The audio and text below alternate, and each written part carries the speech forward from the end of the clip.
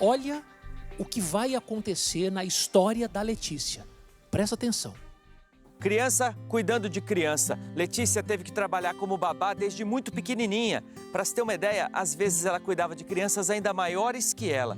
E o salário? Roupas usadas e material escolar. Trabalhava para ganhar alimento e roupas, caderno em troca de caderno, material escolar. Letícia gostava de estudar, mas outro motivo a levava para a escola, a merenda. E o que sobrava, ela levava para casa para alimentar quem ficou. A preocupação também era a merenda da Letícia, que eles sabiam que ia ter aquele alimento, né, na hora certa. Eu não consigo tirar da cabeça ainda, inclusive o gosto. Aquilo, com certeza, era a hora mais divertida do colégio. Era a hora da merenda, do lanche. E ela tinha um apego muito grande com a avó dela, porque foi criado junto. E ela relata que ela ia lá e merendava e pegava um pouquinho da merenda e guardava. E era pra avó dela. E aí lá deram um pedaço de queijo para ela. Ela falou, vou levar pro meu pai. E era muito longe, cara. E ela segurou esse queijo e veio com esse queijo por muito tempo. Aí chegou e falou, tá aqui, papai. O meu pai, no padrasto dela, que ela amava, assim, todos nós.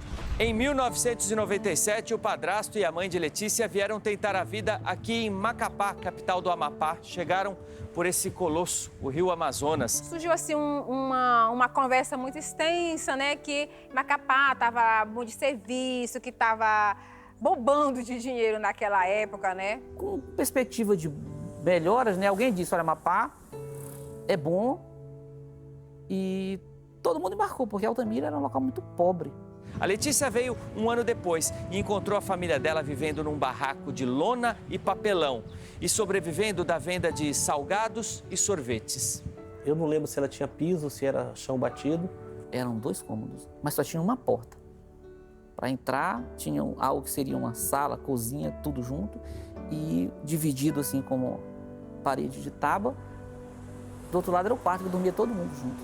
O banheiro era improvisado, a água era puxada do poço. Quando a mãe da Letícia foi para lá, para Macapá, foi a avó, foi os tios, né, irmã. O papai continuou trabalhando nos interiores. Meu pai ainda assim, ele era braçal.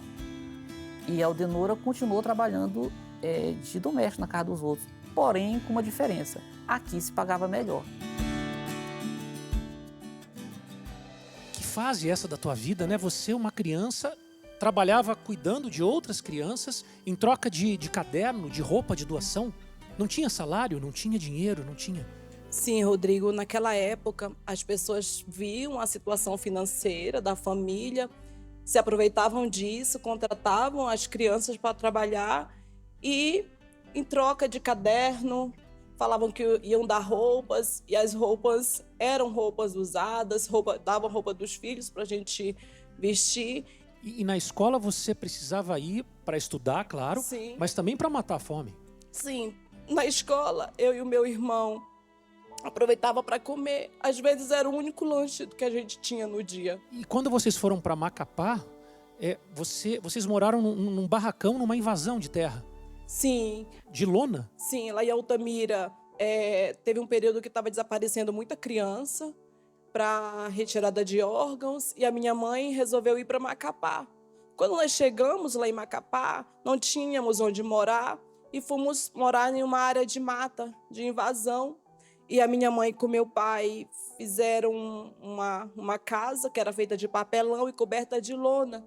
E ali a gente passou a residir por muito tempo. Mas você continuava sonhando? Sempre sonhei, continuei estudando. Eu não parei de estudar um ano sequer. Olha que história. Mari, você é uma super jornalista, né? Tá acostumada com muitas histórias de superação assim. Até aqui, o que mais te chama a atenção na história da Letícia? O que mais me impressionou é essa força interior que ela tem. Ela tá chorando aqui no palco, mas ela tem uma força... Inacreditável, né? Inacreditável. É? Parabéns, Letícia. Agora a gente vai entrar num assunto bastante delicado na vida da Letícia. Num determinado momento, a mãe dela se separou do Antônio e arrumou um novo marido. Só que mal sabia a Letícia que isso ia mudar a vida dela para sempre. Acompanhe. Ela saiu de Altamira e foi para Laranjal do Jari. Lá ela arrumou esse novo companheiro dela. Morar num barraco, ser babá de outras crianças em troca de roupas velhas, tudo isso não era problema para a Letícia, isso ela tirava de letra. Difícil mesmo era aguentar o que acontecia entre as quatro paredes daquele casebre onde ela vivia com a mãe e o padrasto. O medo era ainda maior ao cair da noite. Eu soube que ela passou já, daquele tempo em diante, ela passou muito tempo pouco com a Aldenora. A Aldenora viaja para o Laranjal do Jari, acho que depois ela vai lá para onde a Aldenora estava. Lá a Aldenora arruma esse novo companheiro. Já estava ficando mocinha, né? Aí ela já começou a sofrer esses assédios da parte dele e ela não gostava. Sempre estava fugindo. Quando ele entrava dentro de casa, ela já saía de mansinho. A mãe dela não acreditava.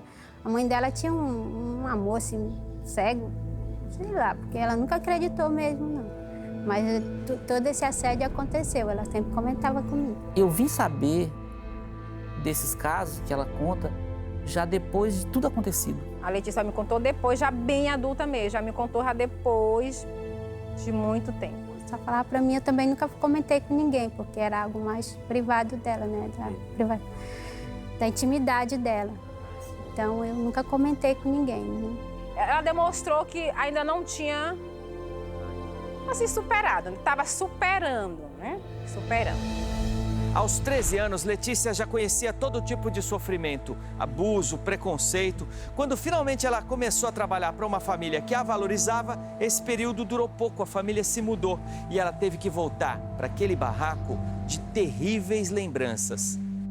Letícia, hoje como é que você lida com tudo o que você enfrentou?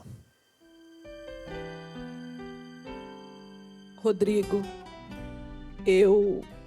a gente não apaga o passado, mas a gente tenta aliviar, porque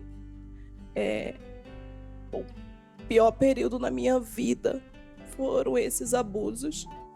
E com 12 anos de idade, eu tive um novo padrasto e a nossa família toda se espalhou. E era um período muito sofrido, todo mundo tinha que cuidar da sua vida, todo mundo tinha suas preocupações.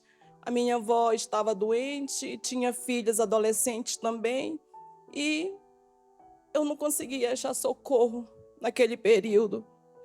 O meu padrasto, eu não dormia porque o meu padrasto ia mexer comigo nas madrugadas. Você contou disso para tua mãe? Sim, eu contei desde o primeiro dia. E o que ela te disse? A minha mãe me disse que era mentira, que eu queria estragar o casamento dela. E ela te abandonou? Quando chegou uma certa vez, a minha mãe, eu já estava com meus 14 anos de idade, já para fazer quase 15 anos. Eu tive que sair de uma casa de família porque eu adoeci e ela a minha patroa me levou de volta para casa e disse para minha mãe que ela teria que ficar comigo porque eu estava doente. E para minha mãe, quando eu ia para casa de família, era um alívio para ela porque ela não ia ter problema. Ela não fazia questão de que eu ficasse em casa. Eu já passei 1 ano fora de casa trabalhando em uma casa de família. Como é que você arrumava força para não desistir de tudo? Da onde você tirava a força? Eu me apeguei muito com Deus. E a vontade de vencer era maior. Você pediu o que para Ele? Eu pedia para Deus mudar o quadro da minha vida, mudar a história da minha vida. Eu pedia socorro a Ele. E Ele te atendeu? E Ele me atendeu.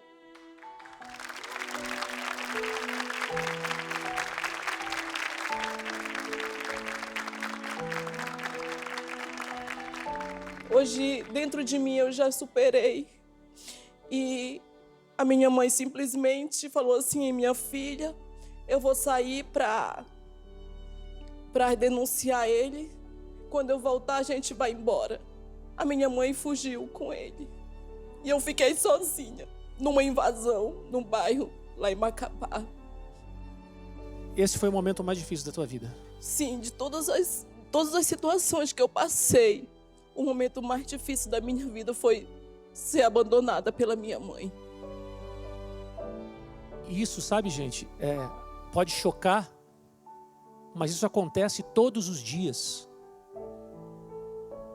Ela conseguiu girar a roda da vida, mas muitas mulheres não conseguem.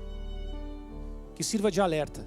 Se você conhece qualquer situação onde uma mulher está sendo abusada, denuncie. O telefone está aqui na tela, para a gente botar esse tipo de gente na cadeia. Dá um abraço, meu amor, pela coragem, pela coragem.